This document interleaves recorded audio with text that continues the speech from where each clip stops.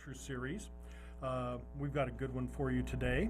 I'd like to say from the outset that the funding for our ability to broadcast this comes from the Nebraska State Historical Society Foundation, a group that is very, very important to us. And today is one of the reasons we can point to their importance.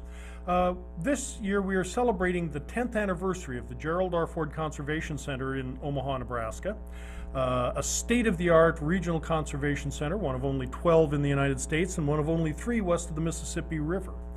The thing that's truly remarkable about the Ford Center is that it was built and equipped without a dime of taxpayer money.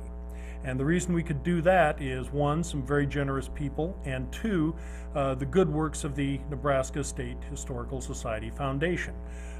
As you can see, their efforts are important to the good of the state and to the nation. So we thank them a lot for what they contribute to our good works here at the Nebraska State Historical Society. Today we've got what I think is going to be a real treat of a presentation. It's by Dr. Sheila Sigler, who is the newest conservator at the Ford Center. She's been here a whopping 6 months and doesn't show any signs of leaving yet. Dr. Siegler is an interesting person in the world of conservation because, like medicine, that profession is divided into researchers over here and people who practice, the clinicians over here. And Dr. Siegler actually does both, which probably is the reason that we're going to be hearing about the project we will today. She's going to talk about the conservation of a V-2 rocket. Now, you would think that the need of a device that's meant to blow up to be conserved is just a prima facie idiocy. But I think we'll see that what Dr. Siegler's done is quite interesting.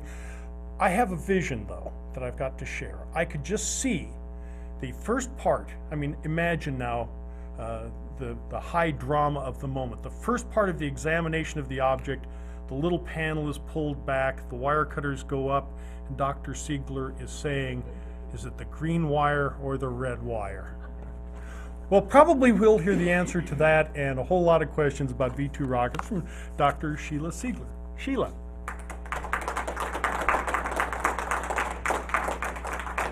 Thank you, John. It was the red one. Right. This afternoon I'm going to be speaking about the conservation of a V-2 rocket. This rocket was never fired, obviously. There are not many of them left that were fired. After the war, all of the Allies, including the Americans, went into Germany to see what happened, where these rockets came from. They were a new thing. No one knew about them. The Americans took about 100 away to White Sand and tested them. And they also took the inventor, von Braun. The Russians took quite a lot of the scientists. The British did it a different way. They took a lot of the technicians, they scoured Germany, and they built 8 rockets. They then produced a report, Operation Backfire, and a video. And this is one of the rockets that they made. It was never meant to be fired. It was in fact made as a museum piece. We know this because there are holes in the fuel tanks, and it was never actually going to fire. Okay. This is the aims of the project. The rocket was owned, or is owned in fact, by the RAF Museum at Cosford, which is in the middle of England, way out in the country, and it's actually part of an RAF base, an Air Force base. What we were going to do, and you'll see one of the problems when I come to the photographs, we were going to stabilize the object. We were going to try and find out as much about its history as possible, and we were going to promote conservation practice, both within the museum and to a much larger audience, we hoped. And at the end of the talk, you can see whether we managed to achieve all of those aims.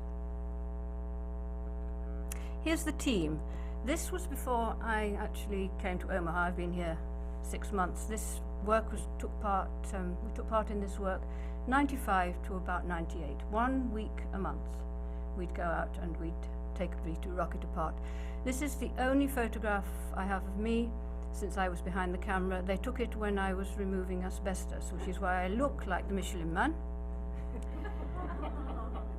Dr. Beck is a historian and worked at the Science Museum, and Al McLean was the curator. He also had been an airline pilot. Tony was a consultant engineer, the sort of person that strips down trains in his lunchtime. And Claire was a librarian and very, very useful. We also had the technical team, and you'll see them in hard hats, various photographs, and a large group of what I call semi-organized volunteers. Well, here's a diagram of the V-2 rocket. This thing is 15 meters long. The tail section, when we took it off, I could stand up inside. It's very, very big. It's actually in 4 parts, and I will show you the parts in a moment. The picture that you can see there at the bottom is someone's fantasy about how a V-2 rocket was launched. You'll see, in fact, we do have the Milewagen, which is the thing that's holding it up, but the V-2 rocket was launched upright. It didn't go off at an angle.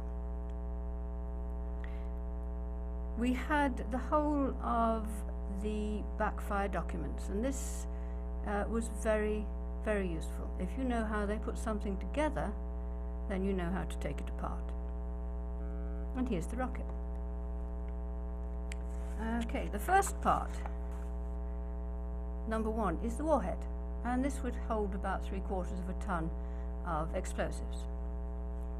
The second part is the control compartment, and this is where all of the electronics were and the gyroscopes that actually flew it. It only needed to fly for about a minute and a half, and after that it was on a trajectory and it was on its own. The third part contains 2 fuel tanks. The first fuel tank has alcohol, the second fuel tank is liquid oxygen, and the fourth part has the engine and the business end, which is where the fuel is burnt, the combustion chamber. Notice that we've actually, this is in the museum, this part of the museum was a hangar, an old aircraft hangar, full of aircraft. But we could roll back the back door, and at the back was a tarmac airstrip, which belonged to the RAF, and if we were very nice, we could talk to them and we could borrow the space. This is why we were looking at it, and as you can see, underneath the rocket was some really heavy corrosion. And we were worried that, in fact, the whole thing was just going to break apart, it was just going to snap. And the only way really to treat it was to take it apart and to have a look at what was happening.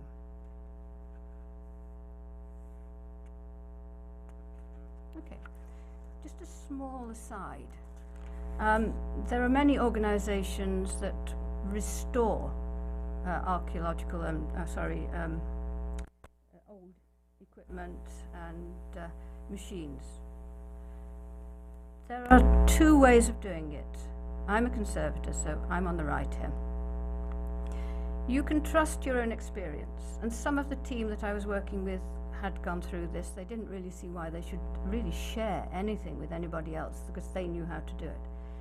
The conservation way is to discuss it and to listen to what other people are saying. We were a small team and we all had ideas. The fact that I was the leader and that my nickname for the first month of the project was Das Führer was beside the point. We listened and we talked. Restoration will take it apart to see how it works. Well, we know how a rocket works. We didn't need to take it right the way down to its last nut and bolt and little tiny bit. Because, frankly, if we'd done that and then we put it together again, we would have had a V-2 rocket made of German parts built in the last part of the 20th century. So you take this equipment down only as far as you need to go. Restoration will get on with the job. I've seen restoration where there's a cardboard box in the corner with the bits in it. You take it apart, you put them down. You know where that's going to go. It doesn't matter if it's a year later and you're not there, someone will find out. You keep careful records. You keep records with photographs, with logs, with drawings, and you'll see later that we counted everything. We counted it in, we counted it back. You try and get it to showroom condition. I no idea what showroom condition is, but this you often hear. We'll get it to showroom condition so it gleams. These things never gleamed. These things were objects that were used. This probably would have stayed in by a hedge somewhere hidden from the planes, and it would never have looked beautifully clean. And to get it to showroom condition, and I will carry on talking about this, you really destroy evidence. What you want to do is to keep this sense of continuing history about the object. And in fact, what you do to it is also part of its history. And what they did to it 10 years ago, even though you may think it's a load of rubbish, is part of its history, and you don't automatically get rid of it. Okay, starting work. First of all, it was on the Mielewagen. Now, the Mielewagen was the piece of equipment that was dragged behind a truck to take it to where it was going to be launched.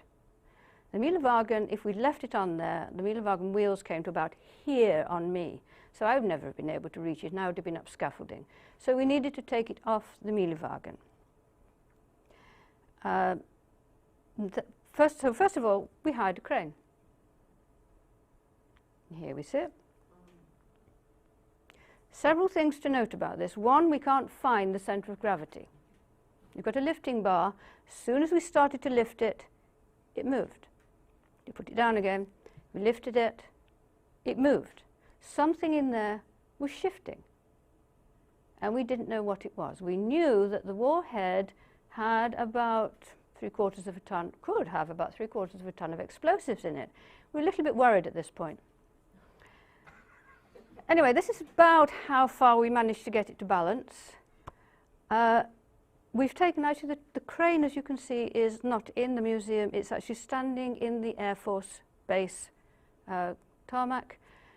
If any of you have ever worked with military, you'll know that it really doesn't matter. You can ask for permission, you can get permission, but someone in there will be absolutely positive that they have got to show you that they really are taking you on sufferance.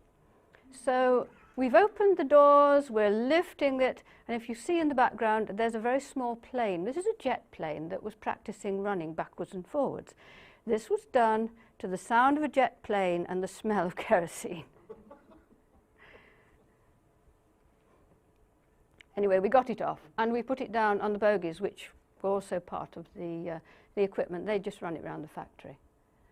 And we took the nose cone off, gingerly, and we opened it, and they'd packed it. Luckily, they'd packed it with shale, simply to weigh it. And this was the stuff that was moving. So problem one was solved. We were okay. And there's a nose cone. We took the first thing off. The first thing we were going to take off was the nose cone. Keeping careful records. Okay, it took 18 months, this project. And what you think you're doing 1 week, 6 months later, you can't remember. You really can't. You've done all sorts of things in the meantime. So we took a lot of records. We had the original plans, we took photographs and drawings, and also we had Claire. Claire was a librarian, and I said to her, okay, here's a new project for you, Claire. I would like you to document all the parts on a V-2 rocket. And bless her, she did. She designed a catalogue system, and here she is counting all the bits. As soon as anyone took anything, it took them a while to realise, when they took something off, they gave it to Claire, and Claire logged it into the book. Oh, do note, actually, this is, again, in the museum. That is the tail of the V-2 behind, the red thing, which shouldn't be red, but somebody painted it red because it gets hot. You'll find that people have strange ideas about what things look like. But we're in the middle, of, you can see, of the rocketry. We didn't have much room. And here's what she was doing. This is just a list of parts of the V-2. They're put into bags, and they were counted, and they were numbered.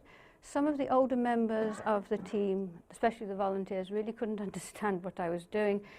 I mean, you've got all these parts, but heavens, you can put new ones in. Well, they were actually scoured from Germany. If we put new ones in, they would have been a different size and a different shape, and they wouldn't have been part of the original rocket. Once you start throwing bits away, then you lose really any respect for the object.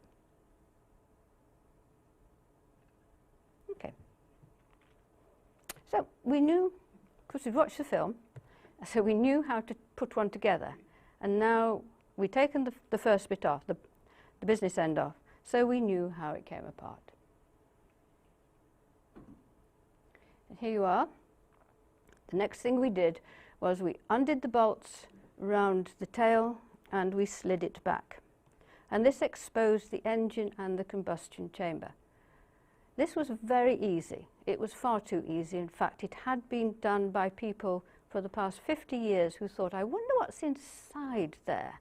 And they'd taken it off. But it was easy to get off. It took us a long time to get it back. So it had never been put back properly, and some of the bolts were damaged.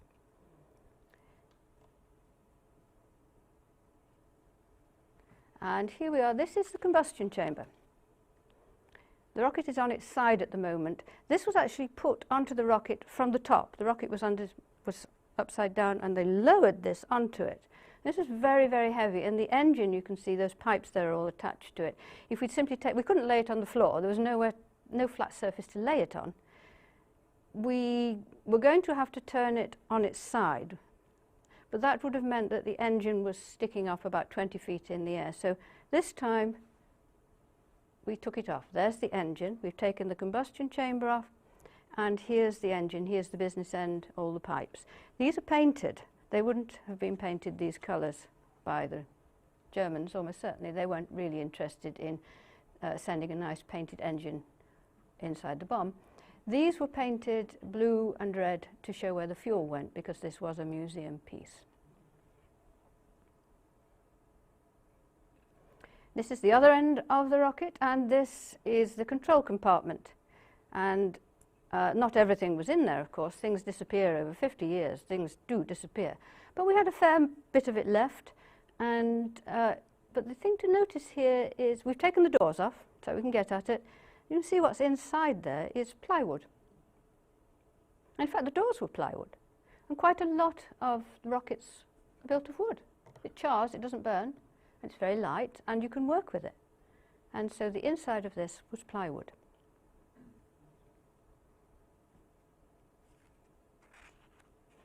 And here is Dr. Beck working on the control compartment. This was his project. He was a historian of World War II rocketry, and he was fascinated to see what they'd been doing.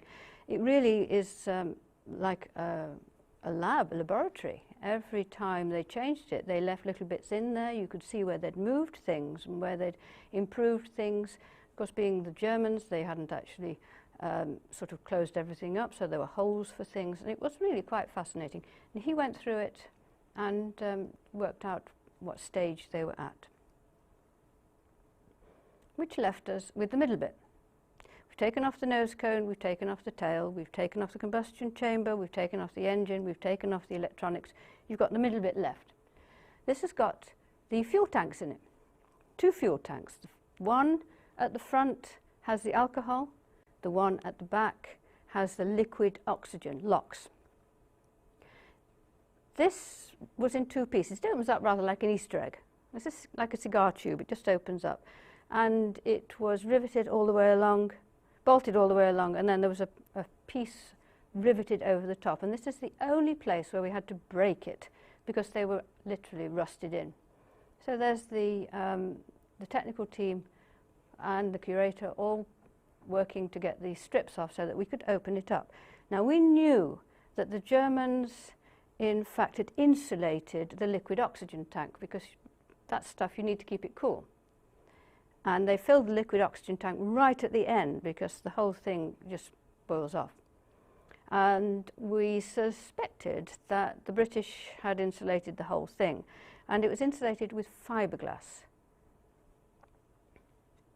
So once again, we opened the doors and we took it outside, and we opened it up. And here you have the picture, probably the first picture ever, of a V-2 rocket actually being opened up to expose the fuel tanks.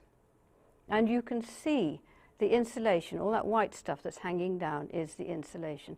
And we had to get rid of that. It's really quite nasty. It gets under your nails. You don't really want to breathe it in. It's not asbestos, but it isn't nice stuff to work with. So what we did is that's Claire, the librarian there. We suited up, all of us. We got the hose pipe on it, the garden hose on it. We wetted it, and then we bagged it and put masks on. And this way, because it was wet, it wasn't going to fly everywhere. Note the helicopter, which took off and landed, and took off and landed the whole time we were doing it. What we also discovered was that fiberglass is very good at holding water.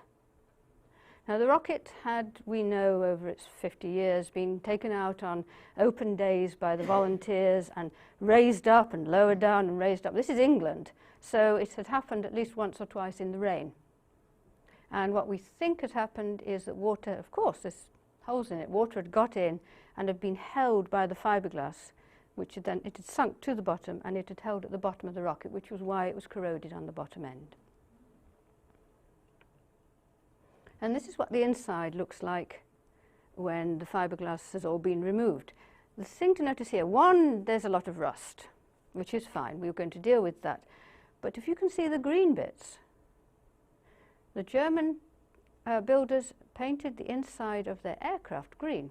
The same people were making a rocket, so they painted the inside of their rockets green. They painted the inside of their rockets. And which was good because it meant that it wasn't going to deteriorate very fast, but we didn't ever really work out why. And here's a photograph from the top of the scaffolding. Once you decide to take a large object apart in the museum, so everyone can see you doing it and talk to you about it, you have a very large object, very, very quickly you get several very large objects which fill the museum, and a couple of hundred of very small objects which you have to look after. So we slowly moved aeroplanes out and we took over part of the museum. And you can see there's the combustion chamber right at the back. There are the tanks. There's part of the central section.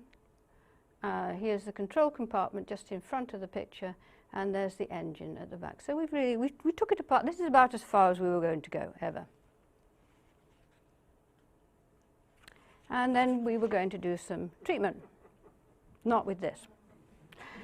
What we had mainly, apart from the very bad corrosion, was surface corrosion. It was in remarkable good condition. So we decided we would simply remove the surface corrosion and then we would put an inhibitor onto the metal. And here are two of the volunteers working on the combustion chamber. We removed the corrosion very slowly. One, because I'm a conservator and I was in charge, and two, because, as you will see, there were lots of inscriptions on it. The old way of doing this is to sandblast it, or in some way just get it clean, and you lose a lot of evidence if you do that. Here at the back is a picture before cleaning. This again is the combustion chamber. And this is more or less the same area after we've cleaned it. And you can see that there are some figures there. The little tiny white bit in the middle is where I've put some chalk to try and show it. That is, in fact, is a German eagle. And there's a little number under it. And this is the stamp, the chop mark of the quality engineer who looked at this part and stamped it as OK. These were all over the rocket. All of the engineers had a number on the chop. The records we know are in Munich. So we could find who worked on the rocket. If you sandblast something and just get it clean, you lose all of this social history. Okay.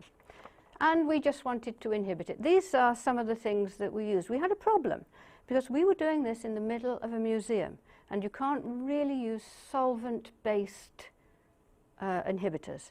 And I simply went to the Science Museum in London and talked to my friends there, and they gave me a list of things to use.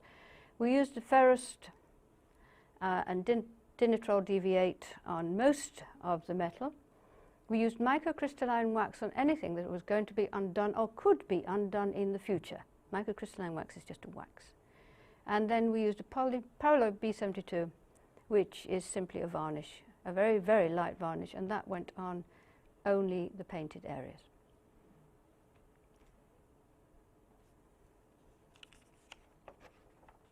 And here's the combustion chamber before and after. It looks shiny because I've got one incredible flash on that camera and it shone it. But in fact, it was just a slightly darker colour.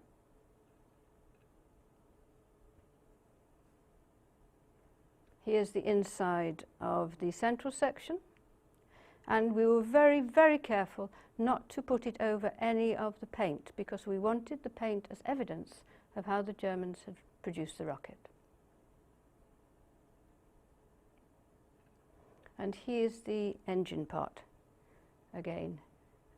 That's mostly got B-72 on because it was painted. And sometimes we simply use soap and water. And here's the curator washing the outside of a V-2 rocket. Now, a question. Anyone wants to think about the answer? What colour is a V-2 rocket? Could be black and white. Yes, black and white, someone says. Well, we had a look, and I'm sorry about the fuzziness of this slide. What we did was, there were several layers on this rocket, and so we went through them very slowly. There are at least 5 or 6 different published patterns for a V-2 rocket. The black and white pattern that you're all used to was part of the testing pattern because you could see if the rocket was spinning when you set it off. So we had a look at this, and you can see, first of all, there was a dark green layer. The whole thing had been painted dark green, probably just to stop it from rusting. Then there was a light green layer, and then there was a white layer on top of that. And then the black had been painted on top of that. And so really, there is no way you can take the paint off, sand it off, and repaint it, because we had no idea what it looked like to begin with. And where do you start? Do you take it to where it was originally? Do you take it to the next stage? We know it was repainted when it came to England. Do we do it what it was like in Germany? Do we take it to what it was like when it first came to England? We left the paint. The whole thing is a history.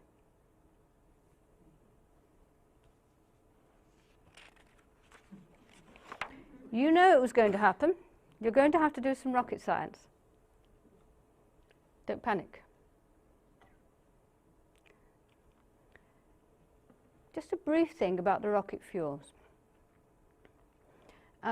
When this rocket started to come over to Antwerp and Paris and London, they really didn't believe what they were seeing.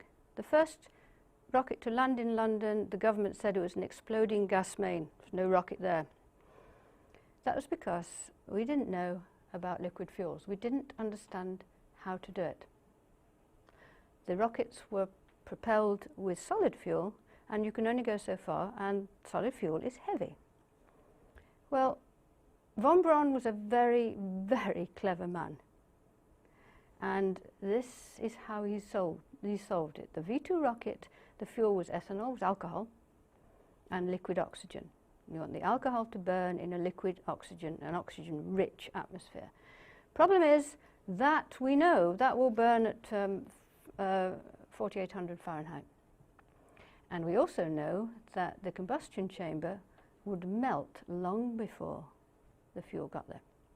So what do? Your combustion chamber is going to melt if you try to light your fuel. And we're going to have to look at a pretty... I've got the whole thing. This is the diagram for it. What he did, if you remember, I keep telling you, the alcohol was at the front, the oxygen was at the back. The pipe for the alcohol came through the liquid oxygen, so when it got to the engine, it was cold. He used the oxygen to cool the other fuel.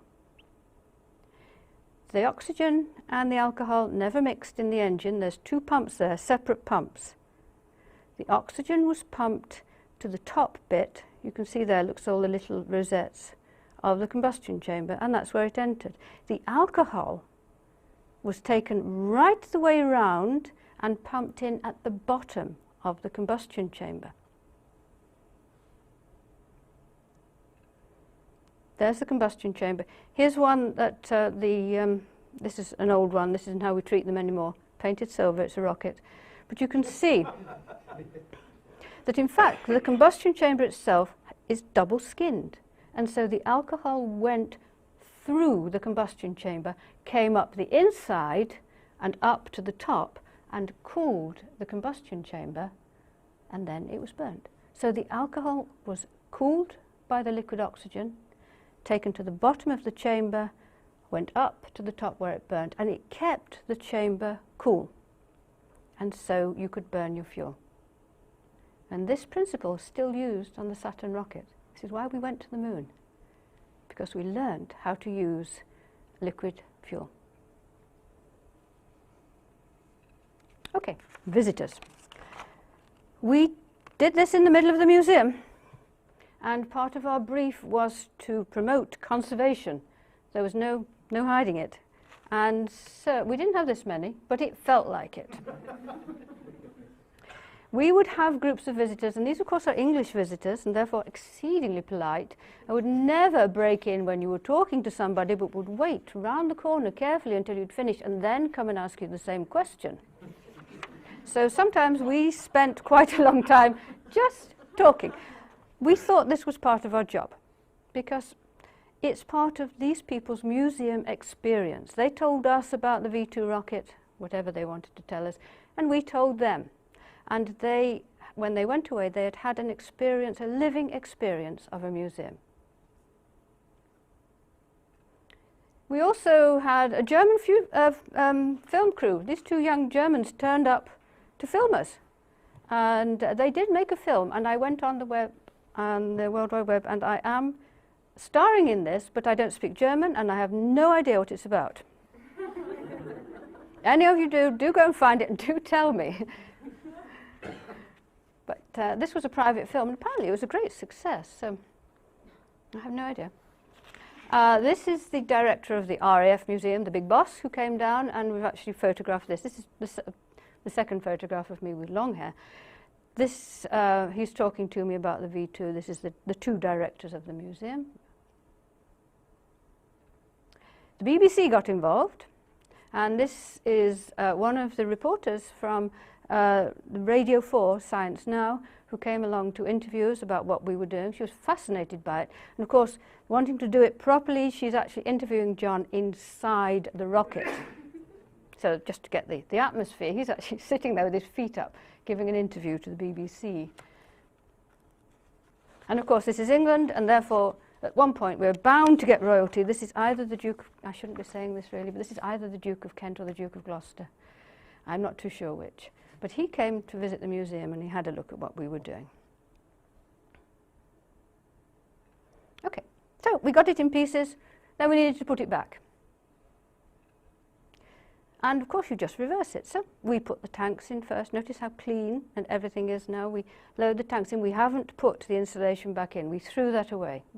We aren't going to fire it. It doesn't need to be insulated. And it is rather disgusting stuff. The curator decided that when we'd started, the rocket was pointing to the left. When we'd finished, he'd rather like it pointing to the right. Now, this thing was 35 feet long, 15 meters long. The way to do it is when you've got it in little bits, you turn every bit and then put it together the other way around. So here we are turning the central compartment. Notice how close we are. That's the wing of another aeroplane there. We didn't hit a thing. We never hit anything. They were brilliant. The team was brilliant. Then we went back and we looked at all of Claire's records and we reused everything. I think we put in some new rivets, probably about half a dozen new screws which we put crossheads. The German ones were straight across. We used crossheads so that people would know which one were ours. They're putting the electrical compartment back on again, screwing it in.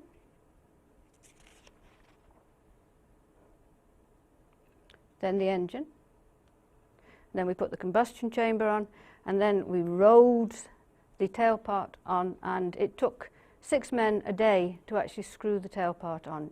It was so critical that we got it exactly right. It was a very difficult part to put on. And here we are, and the rocket is facing the other way. Everything is back, and we had no bits left over. So I'm Dr. Sheila Sigler, and I am the new conservator at the Gerald R. Ford Conservation Centre in Omaha. Thank you.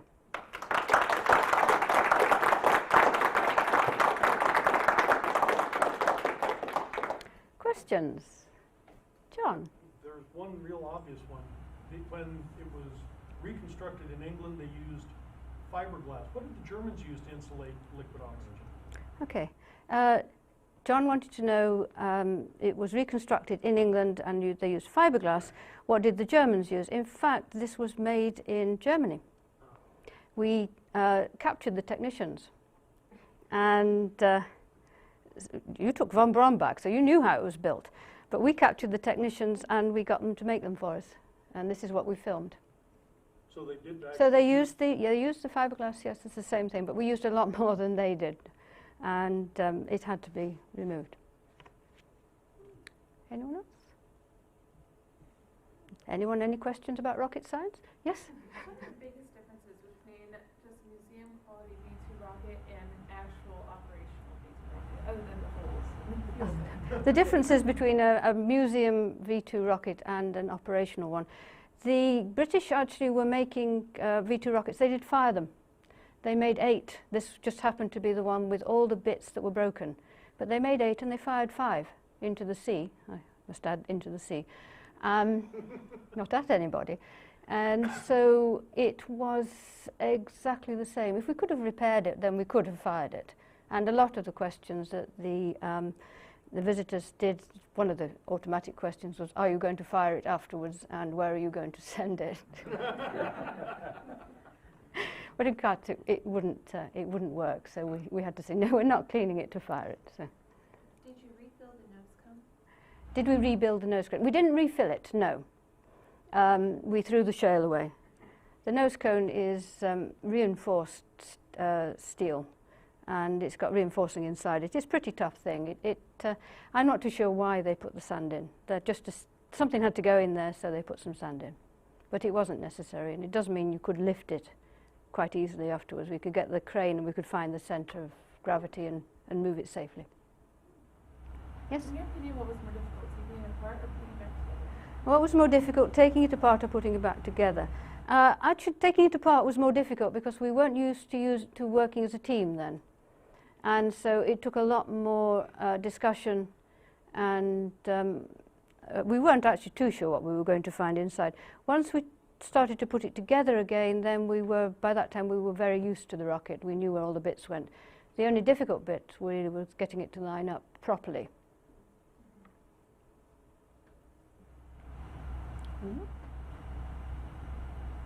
Okay, thank you very much.